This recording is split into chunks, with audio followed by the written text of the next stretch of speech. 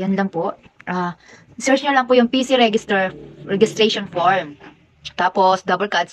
Pwede na kayo mag-fill up dito, double cuts yan. Kunyari, yan yung mga recruit ko yan. Yan mga recruit ko. Tapos yung number niya, email niya. Tapos, pindutin mo to, how do you find out about PC? Siyempre, ilalagay mo dyan, PC branch. Tapos, i-click mo na yan. Tapos, household. Kung ano yung household niya, number, purok niya. Anong purok siya, double cuts. Lagay natin dito kung anong purok niya. Lalagay natin yung, ano natin yung ID niya. Tapos, yung ID niya, double cuts. Purok ano siya? Purok 3. Okay. Full address niya, Purok, number 247, tas Purok 3. Okay. Nalagay mo dyan yung, ano niya, yung full, ano niya, number 247, Purok 3. Tapos yung region niya, region natin is region 3. Tapos, province, syempre Pampanga, tapos select municipality, Arayat, tapos barangay, lagay mo yung barangay niya dito, yan, San Jose, ito, tapos yung, syempre Arayat, tapos yung recruiter, syempre si Shari Bell, diba si Shari Bell Funachu.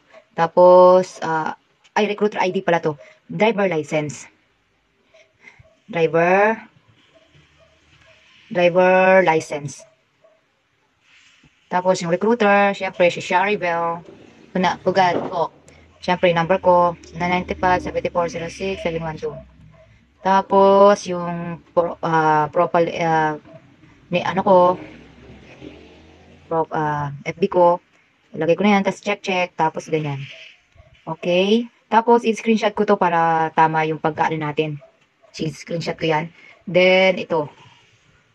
Yan. Screenshot, then, done. Submit registration form. Yan. Tapos, okay. Congratulations, sis Nimpa. Ano ka na. Tapos, double cuts, pupunta na ako dun sa PC Arayat. Punta na ako sa PC Arayat kasi pa-shoutout kay Boss Je. Tapos, lagay ko na siya dito. Siya kasi yung nag-a-assist dyan. Tapos, yung, ano niya, yung form ni, yan. Yung form ni Ma'am Nimpa, yan. Lagay ko siya dito para, yan. Tapos, copy-paste ko ulit para, yan. Ganyan lang.